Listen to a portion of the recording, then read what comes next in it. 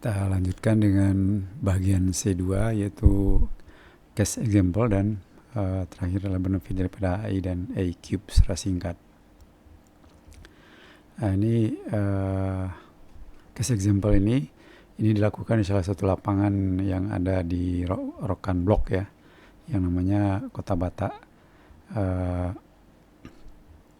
Ini merupakan lapangan yang cukup besar ya, dengan jumlah sumur 300 lebih. Jadi di sini sudah diterapkan water flood. Jadi diperlukan pengetahuan yang mendetail ya mengenai connectivity dari sumur ke sumur ya, dari 3 reservoir utama yang ada di lapangan tersebut. Nah, ini menunjukkan cross plot dari sumur-sumur kunci ya, sumur kunci di beberapa QBL yang diplot yang dengan atribut yang namanya rock trace fluid index ya. Jadi ini menunjukkan ini yang sebelah yang di X-nya adalah RFI atau rock trace fluid index, sedangkan yang sumbu vertikal adalah porosity. Nah, ini di color coded ya dengan water saturation ya. Jadi kita lihat yang biru ini ya, water saturationnya tinggi, ini adalah shale. Kemudian ini di luarnya adalah sand. Nah, sand dibagi 3, ada yang tight, ada yang poros ya, ada yang tight dan poros. Nah, kalau kita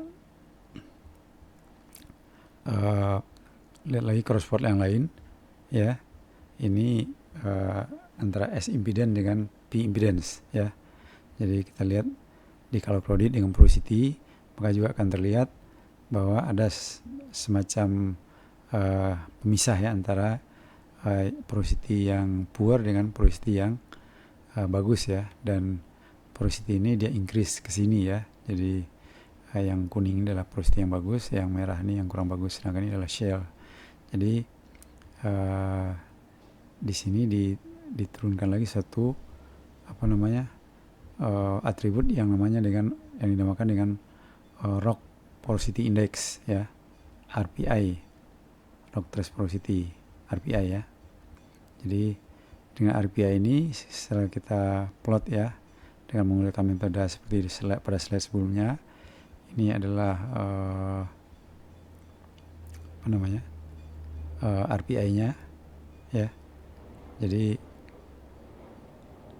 ini garis merah ya, garis merahnya ini misalkan sand dan shale. Nah, ini garis merahnya, shale ada di sebelah kiri, kemudian yang poros ada di sebelah kanan ya. Sedangkan yang tight sandnya overlap baik dengan poros maupun yang dengan shale-nya ya. Nah, ini yang tadi. Jadi ini garis merah, ini adalah ini. Kemudian ini shale ya. Yang ini sebelah kiri shale, sebelah kanan adalah yang poros ya. Jadi RPI.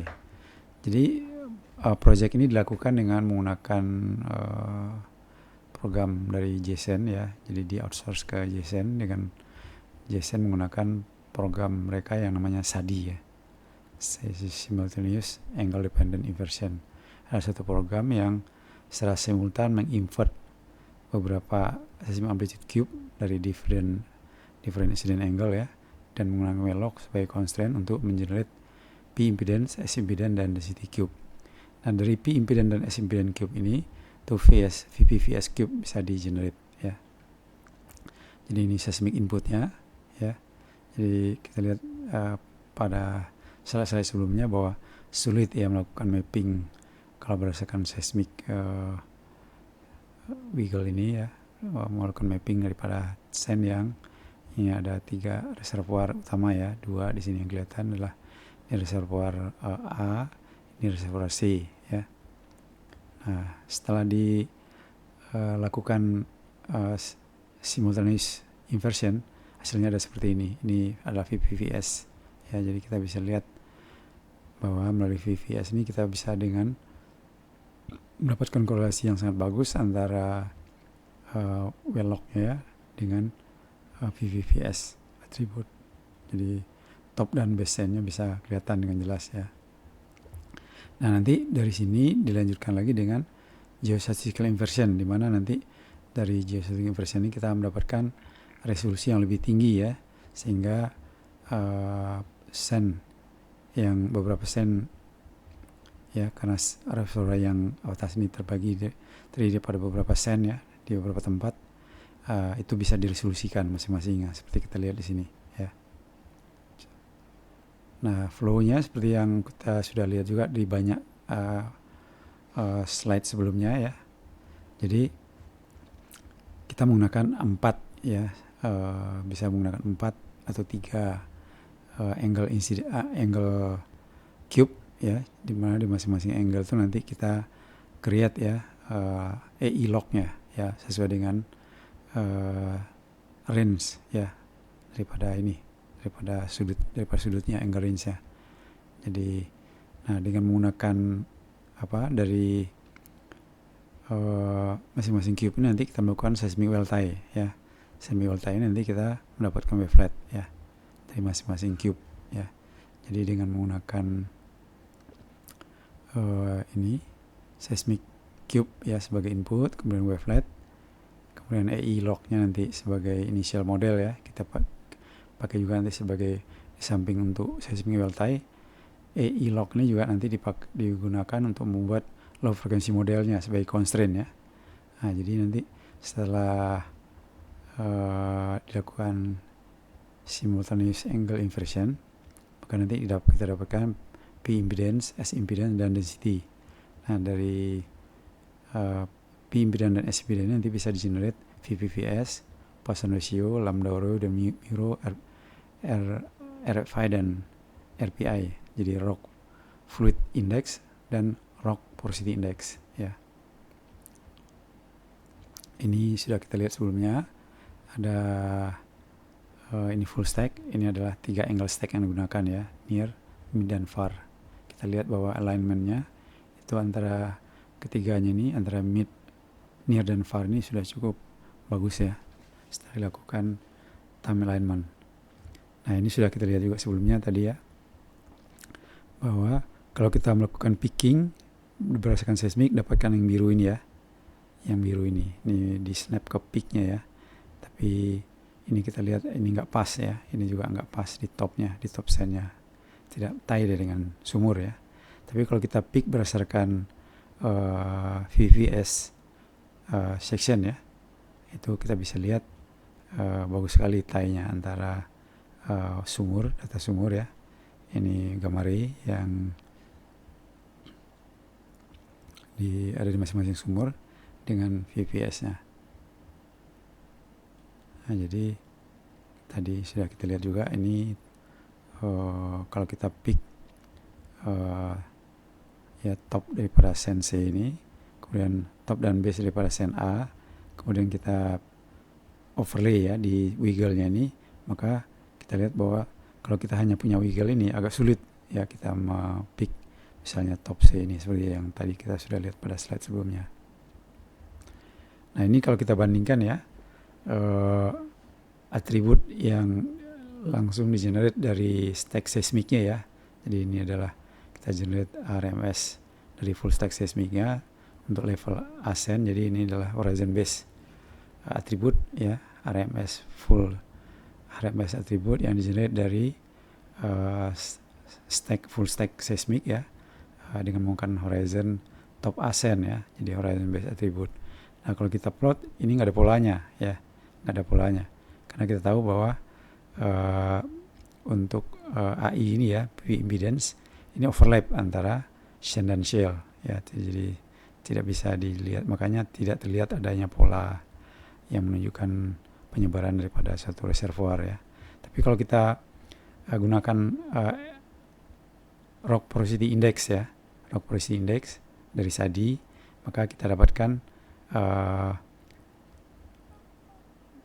RPI average map-nya seperti ini. Ini dengan window yang sama ya, menggunakan horizon yang sama, window yang sama, maka kita lihat adanya pola ya. Jadi ini bagilah penyebaran daripada sen-sen yang poros ya, karena kita lihat bahwa crosspot-nya antara yang poros dengan yang tight dan shale-nya itu bisa dipisahkan dengan menggunakan RPI. Nah, ini kita lihat section-nya ya, arbitrary sectionnya. Jadi seismic data itu mempunyai resolusi yang terbatas ya untuk kita melakukan interpretasi ya.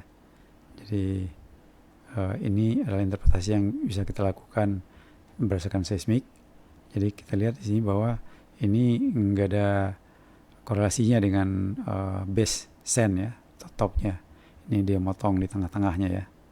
Tapi kalau kita gunakan EI ya dari SADI ya, maka kita akan lihat dari VVS atribut ini, kita lihat kecocokan yang bagus antara log daripada sumur dengan atribut AI-nya. Kita lihat juga ini demikian ya.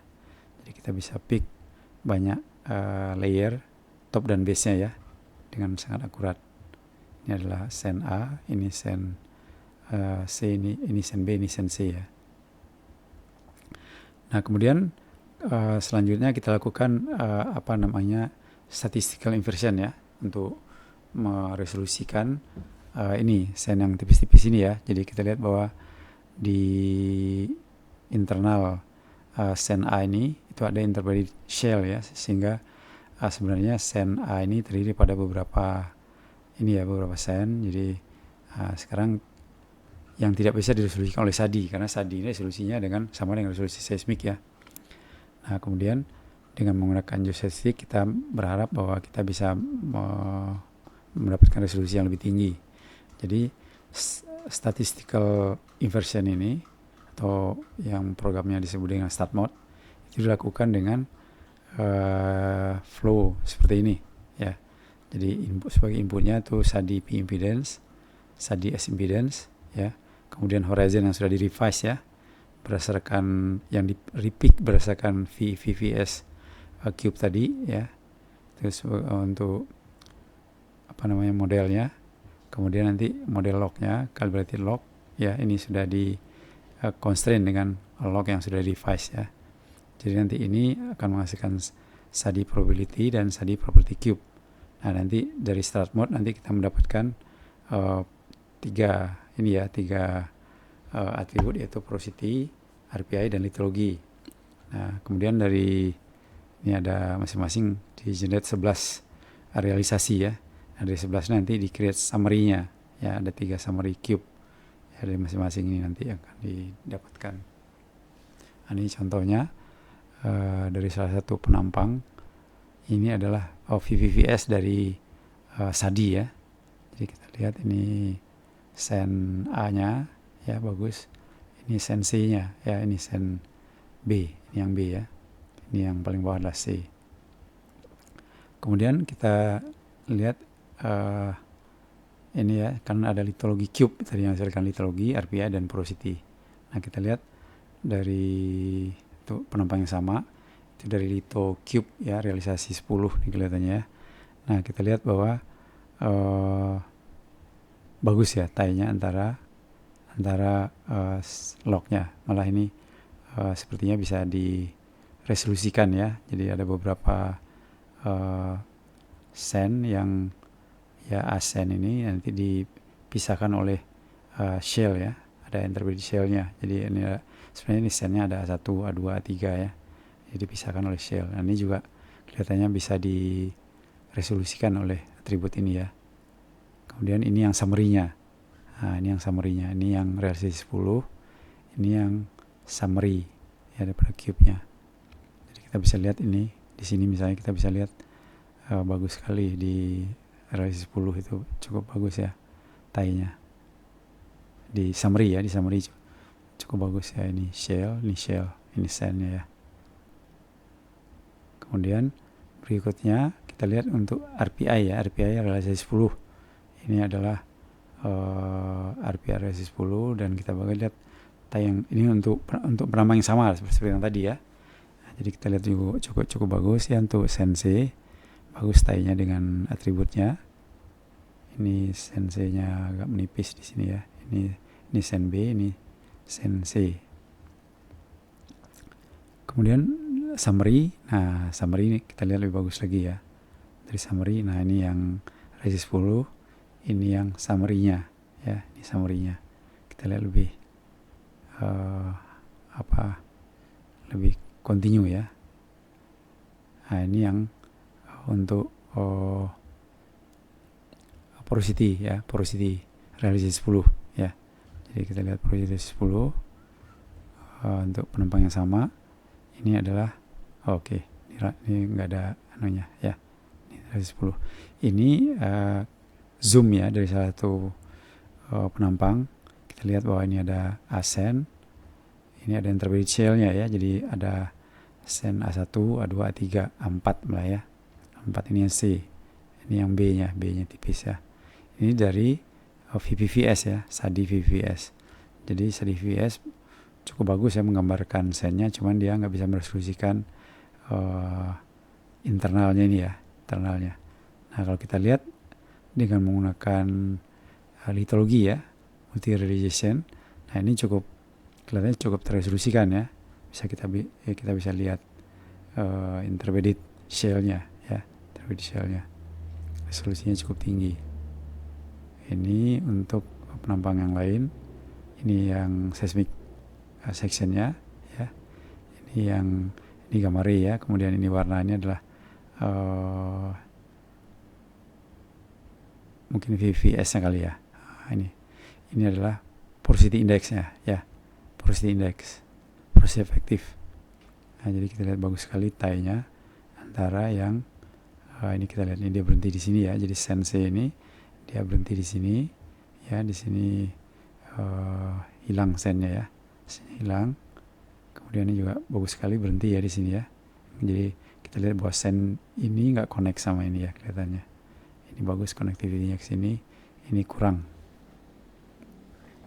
Kemudian contoh berikutnya ini adalah seismic section-nya, ini adalah porosity-nya ya, porosity efektifnya. Jadi juga kita lihat cukup bagus tie-nya antara data sumur dengan atributnya. Kemudian ini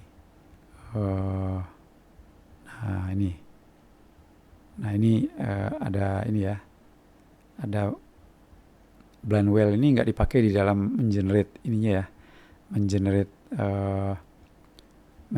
atributnya nggak dipakai. Jadi setelah kita generate atribut ini, kemudian kita pasang blind well-nya di sini, ternyata tie-nya cukup bagus ya.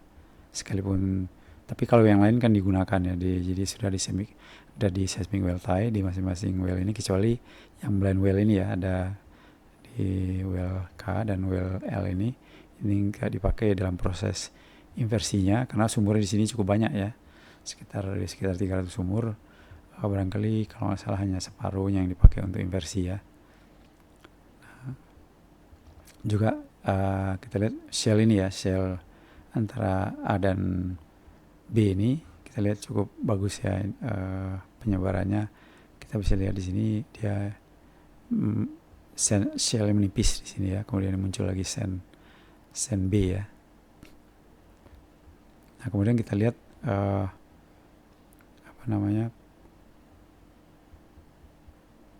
geobody-nya ya. Ini kita lihat atribut dari geobody sen ya. Ini structural contour, ini adalah structural contour ya. Top base 70% probability, warnanya 70% sen probability ya. Jadi yang ini itu antara top A dan base A dan top C ya. Base A dan top C ya. Nah, jadi kita bisa lihat di sini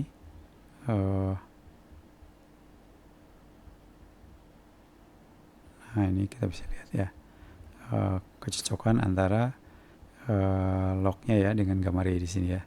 Jadi ini adalah sen, ini sennya di log ya. Ini juga demikian. Ini sen yang ini adalah ini ya. Jadi ini ada sen ABC ya. Top kasa B, sen probability di flatten di top kasa B ya. Nah, jadi ini adalah C, ini adalah sen C ya. Nah ini seed picking ya. Jadi kalau kita lakukan mapping ya daripada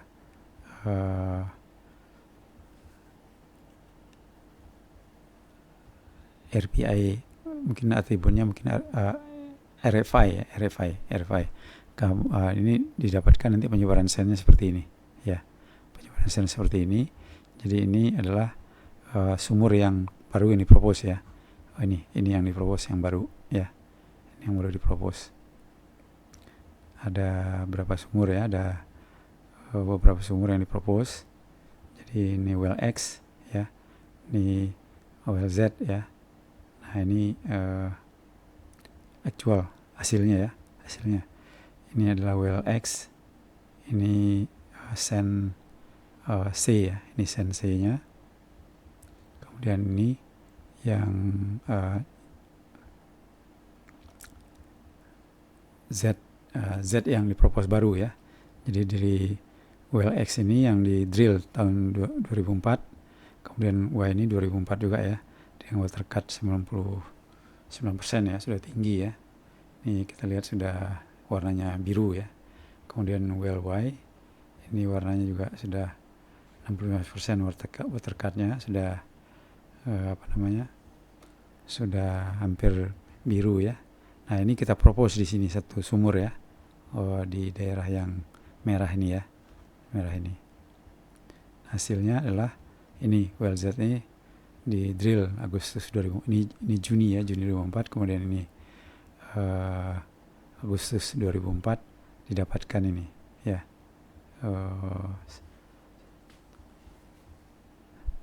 dengan produksi 1114 barrel oil per day ya, dengan initial production ya, initial production dengan 5% water cut ya.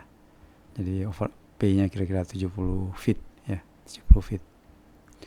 Jadi ini juga menunjukkan penggunaan daripada atribut yang dihasilkan dari geostatic inversion ini untuk mempropos sumur. Jadi ini sumur yang existing ya, yang sudah ada sebelumnya.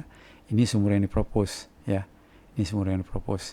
Jadi ini sebelum sumur ini ada, diperkirakan ini sen yang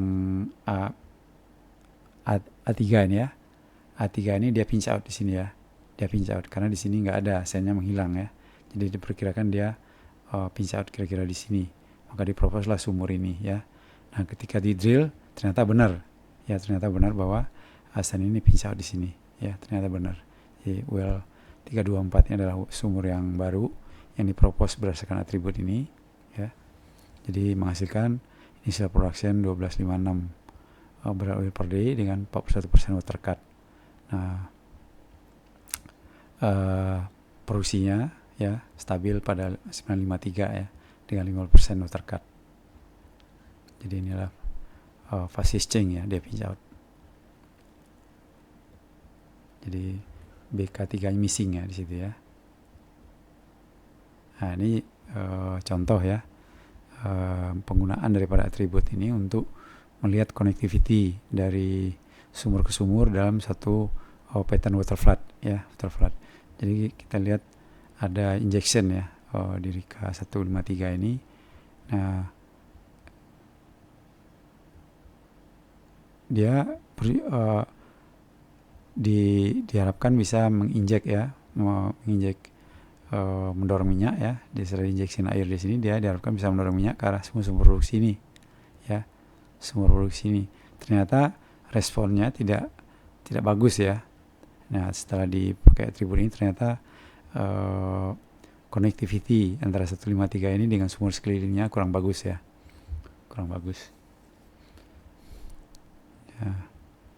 Kemudian terakhir ya, kita lihat sebagai kesimpulan benefit daripada penggunaan seismic inversi ya. Jadi AI ya itu memperlihatkan subsurface, begitu juga AI memperlihatkan subsurface in term of layer ya, sedangkan seismic itu memberikan subsurface in term of interface ya. Jadi kalau seismik kan kita melihat amplitude atau yang bisa kita pandang sebagai reflection coefficient yang menggambarkan kontras impedance di antara rock layer ya. Nah karena itu AI itu lebih mudah dimengerti oleh non-earth scientist. Jadi seperti gambar yang tadi sudah kita lihat ya, ini yang impedance layer ini lebih mudah dipahami ya, karena dia menggambarkan layer ya. Jadi dengan mengenerate AI itu kita remove wavelet yang terkandung di seismic, ya, reduce side lobe dan tuning effect, ya. Jadi kita increase resolusi, ya. Jadi mudah diinterpretasikan top dan bottom layernya, flow unit dan administrative flow unit itu lebih mudah diinterpretasikan. Kemudian ya ini kita bisa mendapatkan tambahan resolusi, ya, di beyond the seismic bandwidth. Nah, kemudian juga kita bisa mempredik, ya, reservoir property, ya, dengan secara lebih kuantitatif, ya, possibility of quantitative prediction of reservoir property. Nah, kemudian ini direct relation, ya, setelah kalau kita mau punya relationship yang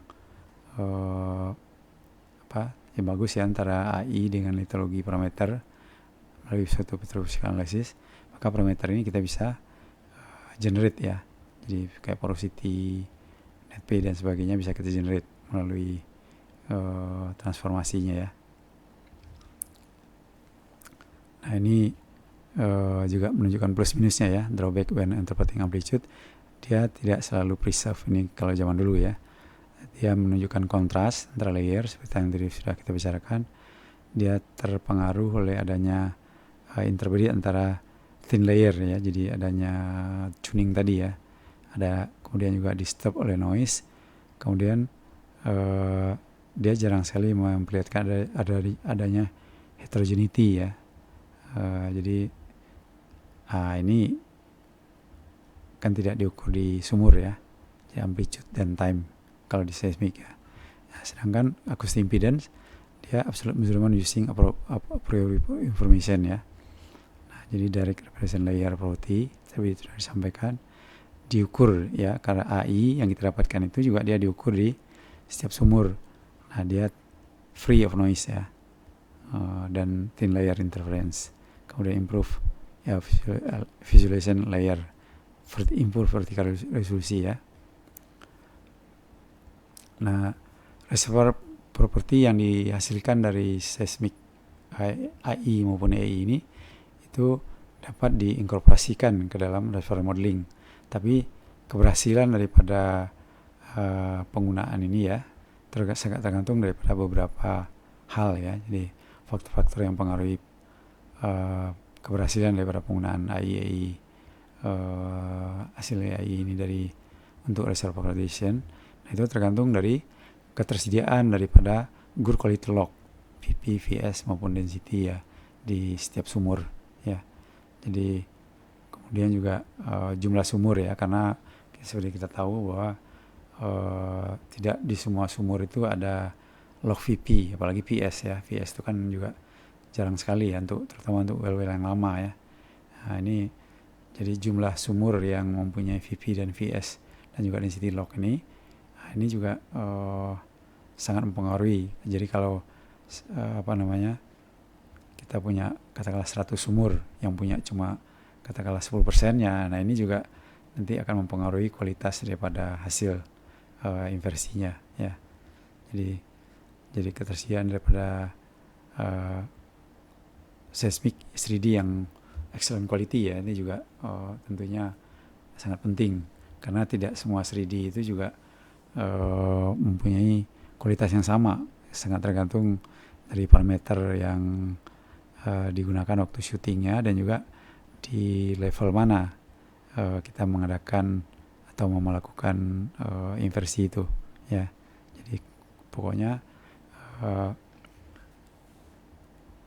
inversi itu memerlukan seismic 3D yang kualitasnya bagus. Nah, ini contohnya, ya, untuk kasus seperti ini. Kalau yang hijau ini menunjukkan sumur yang digunakan sebagai training well, ya, untuk inversi atau atribut misalnya, ya. Nah, sedangkan yang ada beberapa yang tidak tersedia lognya, ya. Jadi yang kuningnya ada 3.